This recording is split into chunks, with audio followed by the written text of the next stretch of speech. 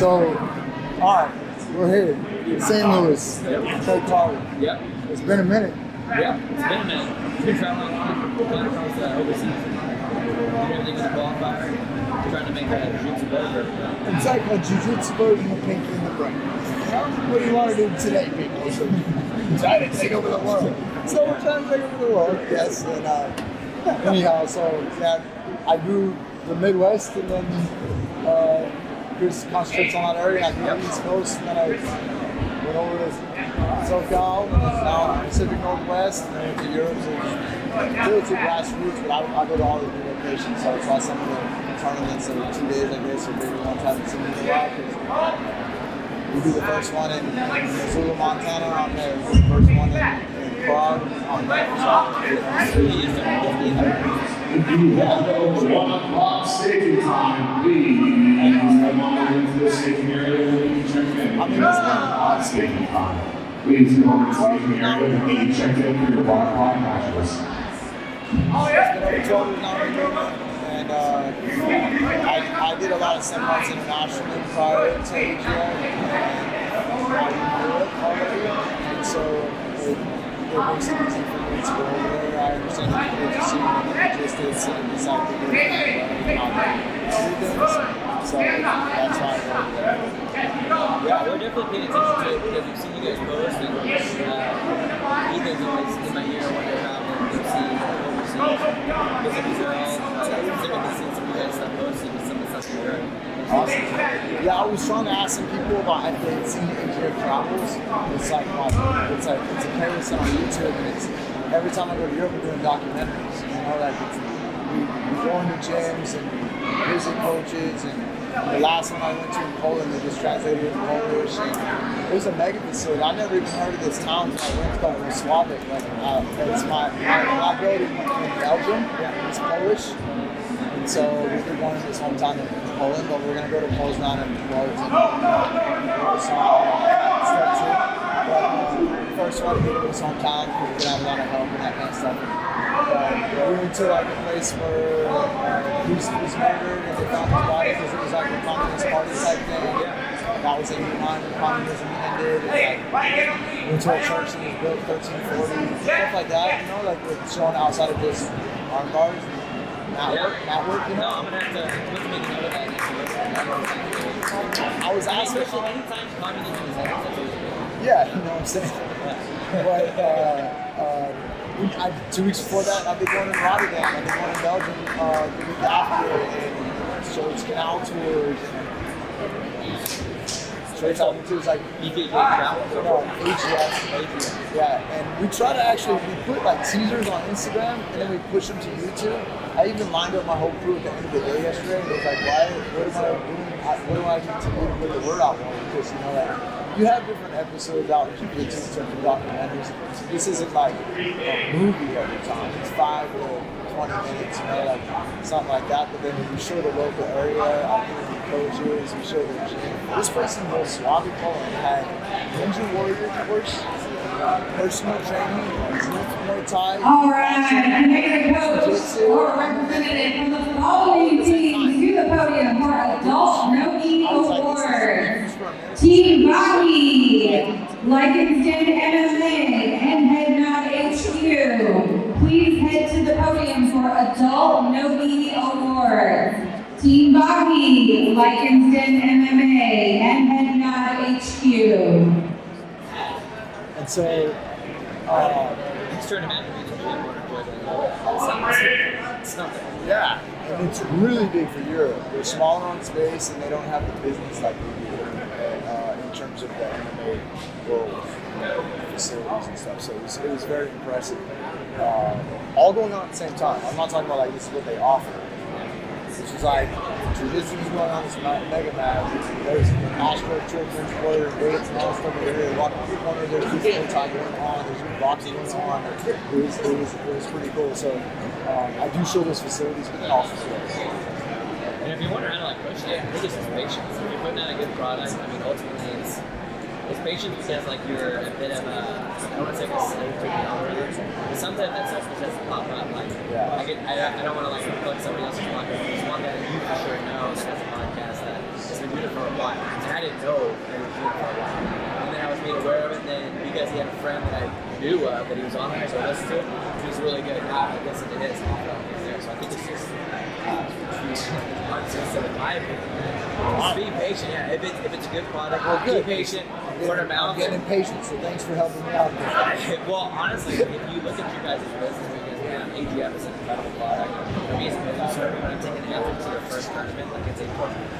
I appreciate that. So, if that's the product, you guys have an AGF and it doesn't do it, qualifier, obviously this podcast as well. It's just patiently impatient.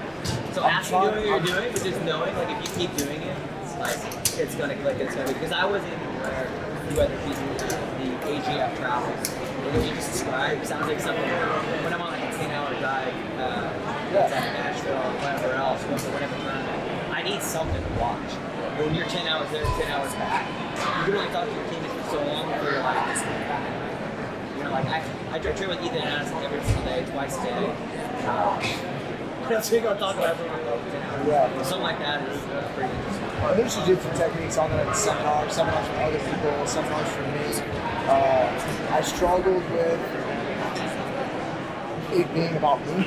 I wanted to be the company and the brand, you know, but I do traveling and teach seminars, and you know, so I didn't want to, you know, have a partner too, you know, so I don't want his name drowned out or anything like that, but I realized it's not about just him and I, it's about the brand, you know, but, so that's why I have interviews with other event promoters and on to other gyms, and you know, I'll give them a format, maybe this, ask these questions, just walk through, so stuff like that will happen too, you know. But I appreciate talking about AGF. Let's talk about your story for a little bit. Tell us your introduction and whether it was martial arts or So, how I got started with jiu-jitsu is that I wrestled from like the age of 4, and I only say 8 4 because I don't remember starting wrestling, but my boy started jiu-jitsu at 8 4. My mom told me at the same time you started wrestling, so I was going off with my mom. So I started at the age of 4, wrestled all the way through high school, Missouri, graduated, that was when I was done with wrestling. I started doing sports, you're excited for it to start, and then you can't wait for it to get done, you get close to district, it's a really tough sport. And once I graduated high school, I was like, dude, my shoulders banged up a little bit, I'm in wrestling college, I'm happy it's not. Then I got about to that 6-month kind of mark, and you start thinking about wanting to do more wrestling again, start doing a little bit of freestyle, and this guy came in when I worked behind the scenes, and I didn't know you could fight for a sport. I tried MMA for a little bit. Yeah, I can make money. Yeah, it wasn't even like about the money part. It was about like, oh, you punch each other. Like, I don't even know if I processed boxing was like a sport that was available to you. It was like something like lacrosse. That looks cool, but nobody offered it.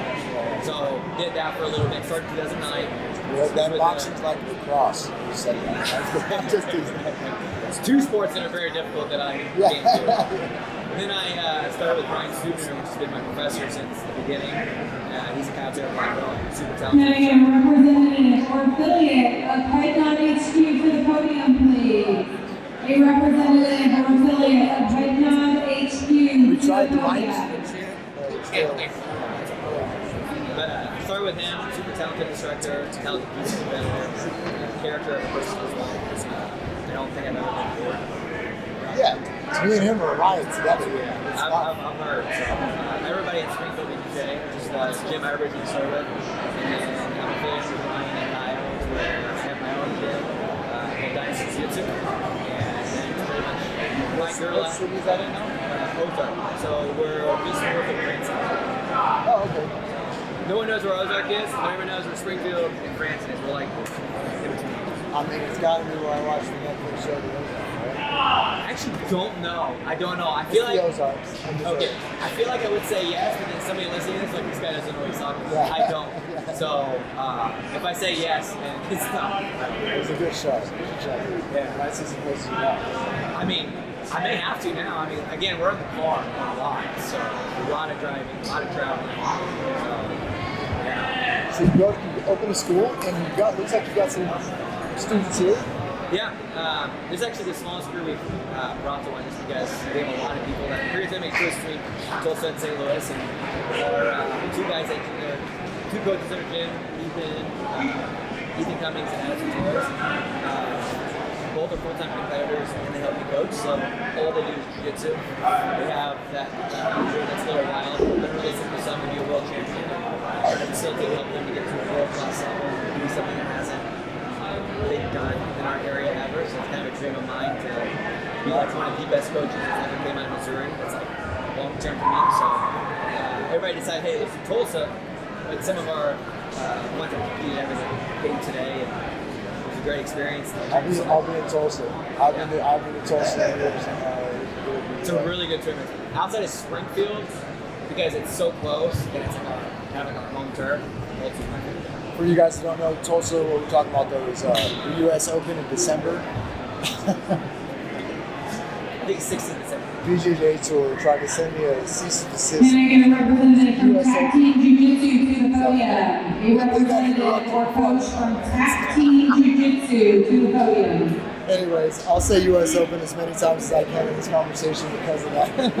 But anyway, so U.S. Open's in December. It's one of our largest. A lot of people think it is our largest, but it's actually it may have been our largest. We go back to Oklahoma City's the Oklahoma State Championships like in March. Is I think for a long time it was technically like close. And then I think maybe one time the Tulsa again. You guys have a kids World Cup too, right? June 29th. I'm actually the guy on my side of the business. I book all the venues. Yeah. So there's a few that like. I wouldn't be surprised if that one gets really big too, because I think you guys had your first one last year. It was great. We had a conflict of like some scheduling, but we looked at that and we were like, we have to go. Bro, I'm telling you this, okay? I know it's my product, but I'm gonna speak from like a black belt and a person who does jiu-jitsu, where that hat and like this hat, like, it was sick. Like the kid level was really good. There was kids I never met. There was kids from Brazil, kids from Canada, kids from Australia. It's not like we had a million, but at least we had some attention, you know. And a lot of really good kids in the United States. And then I commentated the finals. So they would bring over the finals to me on the big mat like we used for USA Grappling yesterday. For the kids. Yeah, and so they're on the, like, yeah, they had like 12 or 14 mats, something like that. I forgot what Chris was running that, and I stayed on the big mat at the end hunting. We were on the finals down. There was a school that I didn't really know that well. But it was like this kid was in the finals all the time. To the point where I was like, yo, can I interview after? And this out of Rockstar in Dallas. But like, phenomenal. You know, like his kids were, and I'm talking like sticky passing, overpassing, guard play, like they had it all. And they were finishing in the finals every time. So that was another thing. I was like, I'm not seeing the 20-man bracket. Yeah. I'm seeing them in the finals. You get hints of that too, listening to people's coaching. Whether it's stand up, squeeze it. Yeah. Frame here, frame there, do this. Look for the J point, different. Yeah. That's it. We did it really well. We'll do better next year. We got the same facility, but now they're doing construction on arena that we're in, so it'll be in two different halls. So it'll be the same building for different spot. Excited to do it. I just booked it again. We went through a bunch of turmoil in terms of do we rotate it in the nation? Do we rotate it internationally? Do we keep it in the same spot? So that was keep it in the same spot. These people can annually plan that, it becomes a thing, right? Yeah. Or it becomes like Long Beach, where it just becomes a local tournament. And it's the same thing over and over in a certain way. And it's a good and it's not. Yeah. You look at all the other major sports like wrestling, judo, stuff like this, like other combat sports, like the world championships, the United World Wrestling, World Grappling. Poland last year, this year it's Kazakhstan, 2 years before that was Spain, before that was Serbia, so they rotate worlds, because it's a true world championship. Yeah. They don't rotate well, 80 seats of those organizations. I didn't think about that. Technically not, the 80 seats aren't they staying in Vegas? Yeah. So they're staying. But I mean, they're their own beast and they're their own thing. I'm just saying that it was our decision whether we were keeping the same spot. I was like, what if we move it to St. Louis? What if we move it to here? What if we move it to there? St. Louis, I mean, I assume it's closer to us, so I'm only thinking selfishly for us, but what's closest to us. But if it is the same spot each time, super good. So that was the other thing. In terms of being close to us, I was talking about being local tournament. No, I don't. But I mean by that is I'm gonna get more Dallas people because it's there's 2 Dallas. But so if you move it around, it'll be different. But you'll still get a lot of the logos, but then you'll get like the really good kids coming in. The people who really want the title. For us, the world isn't about, for me, I've always been a purist in the game. It's not about having the world's biggest world championship. Oh, I got the largest open. No, I got the best kids in the finals that really want to. So, improving the sport. So we're looking for the best kids. But it turned into a lot of logistics into it. Within the states, the same nation. We just kept it really strong. We have kids that have won a lot of titles in other organizations. I think like some of the best matches they've had in the history of the world. There's some diamonds in the rough with other ones, but I mean, grapplers that are really good tend to grapple a lot of companies, you know, like that. So that you're going to run into something like a lifetime of so we want to kind of people that come to us with quality. I'm really excited to see what you guys do by I think it's going to be really interesting. I think the whole landscape of jiu-jitsu is going to be different than what it is today. I don't want to make sense of so value. I'm really excited to see what I think it's going to be really that can focus on it as much today. They'll have to in 5 to 10 years from now if they want to have a big kind of spotlight. It's a guys trying to build. Whether it's kids or adults. It's a customer of your product. I appreciate it. There's just certain things that we do that I want to make free, like the videos and the watches. People use that. I know our guys use that. They're like, oh, I watch this person's match, I watch that, which big advocate of studying for being aware of what the best is. Do you know how much work that takes to have every single tournament both days here? Very loosely. Timestamps. Very loosely. Because you guys do their main note? Yeah, you have to. Yeah. There's probably people like this voice costing, but I would think there's some way at some point. Whoever's doing that deserves a vote. Because We have an army. Okay. Yeah. They all deserve votes because this was some of the stuff that I do with our YouTube content. Time saving that. Even past 45 minutes, it's almost like it's okay. This is like hours. Right, yeah. I couldn't do it. They need a I gotta hire So someone. thank you, whoever's doing that. Seriously. Yes. There was just things that I didn't think they were great. So we wanted to do this. But 5 to 10 years, yeah. You said you wanted to be an awesome coach. I'm sure you know what you got any plans and dreams and things that lead in that direction. Are you talking just jiu-jitsu title? Are you talking MMA? With this jiu-jitsu, I mean, there's people that would love to do kickboxing. I did Muay Thai for 8 years. Jerry Sykes, for anyone that's aware of her, super talented Muay Thai world champion. I don't remember this 3 or 4 times, but I love it. I love kickboxing. I have a love-hate with boxing. I like watching it. I stink at boxing. So it's going to make you feel good. I can't really know. But I've been raised in a way that was like, if I could focus and niching down on one thing, I have a chance of being the best at the thing before the world. Those people that would love to be kickboxers, love to play. If I try to tease everybody, I pick nobody. So our focus is solely in jiu-jitsu, trying to develop some future high-level athletes that are popular. Understanding that stuff is good for you, you would like to have shared good for you. But yeah, being the best coach in Missouri, based off results, it's not selfish. Yeah, I mean, that's good. I mean, in the end, that's good for everyone. School or something. That's not like wanting to be a world champion. Get off the head! Get off the head! It's definitely not for everybody. Get off the head! Doesn't ruin this guy. This guy, so I know you said selfishly. I don't want it to be a negative tone. I think it's a positive tone. That's what I try to say. I appreciate it. Yeah, for sure. It's definitely like the best coach is like, it's like, okay, results, but also like, I feel like people don't see what you say, they make how you make them feel.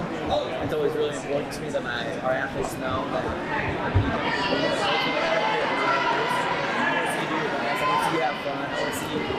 be uncomfortable and push through that, because then I feel like that translates to a lot of other things in life. It can help goals, especially when I say best coach, I feel like you can judge it as very subjective. So in my head in the moment, I was like, results are the easiest. Yeah. But I think some of the best coaches in the world are like, because one of the coaches I look up to a lot is a guy named like Kale Sanderson. Very talented wrestler, he's undefeated. Yeah, very good coach. That's what he thinks of. Having fun, how's your outside life, how's this? I mean, it works. Look at his athletes there. Because what we're doing is already super stressful. So they're Others super stressful.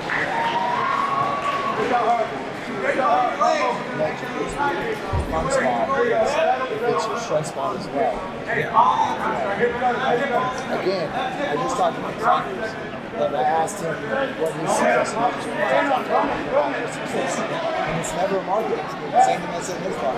It's always a comfortable, fun environment that people want to go back to. So you gotta go back.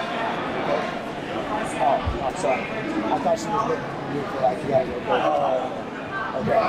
Anyways, but we'll wrap it up there. I've got a few people to catch more. You know, any last words or sponsors out on Instagram, school side, whatever you want to do. If you guys are ever in the Ozark Springfield area, Dynasty Jiu-Jitsu or Springfield BJJ, super welcoming. Anybody wants to come to the spring. You guys like that and drinking and welcome area. It's a good place to come visit. And yeah, love you guys. Appreciate all the you guys do for us. So keep it up. Thank you. I appreciate the kind words. A couple things you said stuck in my head, all other coaches said, and the vision in 5 years. So we'll talk between them. We'll do this in 5 years. This will be better. It's pretty good though.